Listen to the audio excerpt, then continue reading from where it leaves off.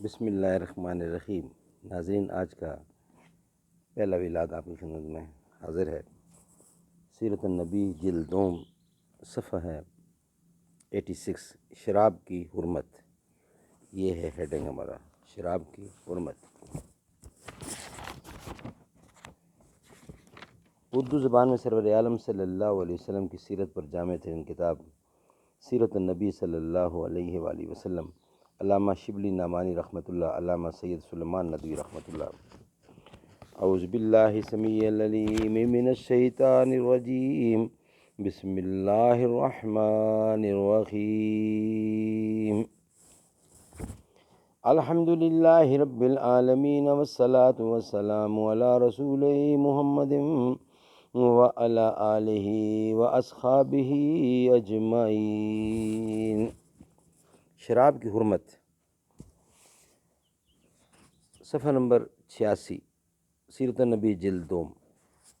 مخالفین کا خیال ہے کہ اسلام کی اشاعت کی بڑی وجہ یہ ہوئی کہ اس کے اکثر احکام مثلاً تعداد ازواج وغیرہ نفس پرستی کے مؤید تھے، اس لیے عرب کو اس کے مقبول کرنے میں کوئی ایثار درکار نہ تھا، بلکہ اسلام وہ کہتا تھا جو وہ خود چاہتے تھے۔ اس بحث کی تحقیق آگے آئے گی، یہاں صرف تاریخی حیثیت سے شراب کی حرمت کا واقعہ ذکر کرنا مقصود ہے۔ عرب کو شراب سے بڑھ کر کوئی چیز محبوب نہ تھی، تمام ملک اس مرض میں مبتلا تھا۔ عرب کی شاعری کا موضوع اعظم شراب ہے۔ مصلحت کے لحاظ سے اسلام کے تمام احکام بتدریج آئے ہیں، اس لیے شراب بھی بتدریج حرام کی گئی۔ مدینہ میں شراب خوری کا رواج کسی قدر زیادہ تھا، بڑے بڑے شرفاء اعلانیہ شراب پیتے تھے۔ عرب میں ایسے بھی نیک لوگ تھے جنہوں نے شراب پینی چھوڑ دی تھی اور اس کے خلاف اتقاء سمجھتے تھے۔ ابھی تک اسلام نے اس کے متعلق کوئی اپنا فیصلہ نہ سنایا تھا، لوگوں نے پوچھنا شروع کیا کہ شراب کے متعلق کیا حکم ہے۔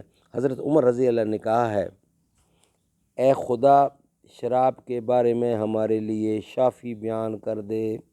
اس پر آیت الکرسی نازل ہوئی۔ یسألونک عن الخمر والمیسر قل فیہا اسم کبیر ومنافع للناس واسمہا اکبر من نفعہا۔ لوگ تم سے شراب اور جوئے کی بابت پوچھتے ہیں، کہہ دو کہ ان دونوں میں بڑا گناہ ہے اور فائدے بھی ہیں، لیکن فائدے سے گناہ بڑھ کر ہے۔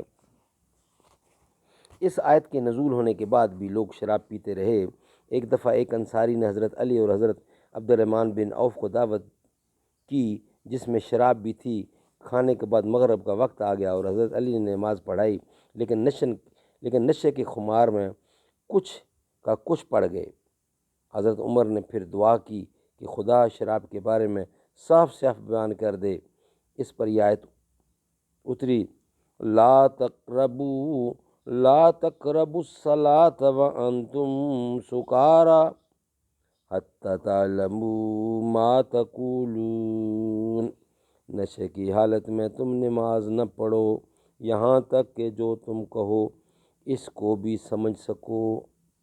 اس آیت کے نازل ہونے کے بعد جب نماز کا وقت آتا تھا تو حضرت صلی اللہ علیہ وسلم کے حکم سے ایک منادی اعلان کرتا تھا کہ کوئی مخمور نماز میں نہ شامل ہونے پائے۔ یہ پورا واقعہ ابو داؤد کتاب الاشرب میں مذکور ہے، لیکن چونکہ عام حکم نہ تھا اس لیے نماز کے سوا باقی اوقات میں لوگ بے تکلف پیتے پلاتے تھے۔ حضرت عمر نے پھر وہی دعا کی۔ اسی زمانے میں کچھ لوگ شراب پی کر اس قدر بدمست ہوئے کہ آپس میں مار پیٹ تک نوبت پہنچ گئی۔ اس پر یہ آیت اتری، بسم اللہ الرحمن الرحیم، یا ایھا الذین آمنوا انما الخمر والمیسر انصاب والازلم رجس من عمل الشیطان فاجتنبوه لعلکم تفلحون۔ انما یرید الشیطان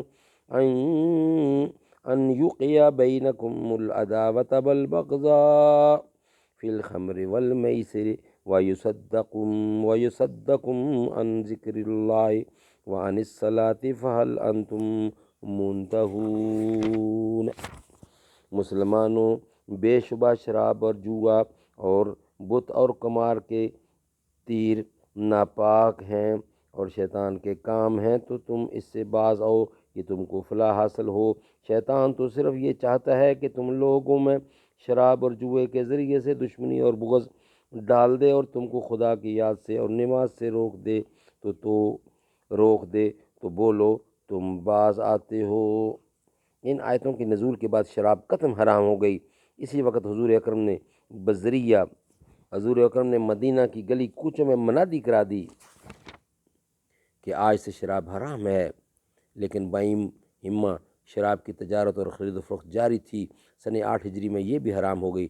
آپ نے مسجد نبوی میں لوگوں کو جمع کر کے اسی وقت اعلان کیا۔ اس کے بعد اسی سال فتح مکہ کے زمانے میں آپ نے علیہ اعلان ان چیزوں کی تجارت کی ممانعت فرمائی جن کا کھانا یا رکھنا ناجائز ہے۔ آپ نے فرمایا خدا اور اس کے رسول نے شراب، مردہ سور اور بتوں کی خرید و فروخت حرام کر دی ہے۔ انشاءاللہ اس کا بقیہ حصہ نیکسٹ ویلاگ میں آپ کو پیش کیا جائے گا۔ آمین۔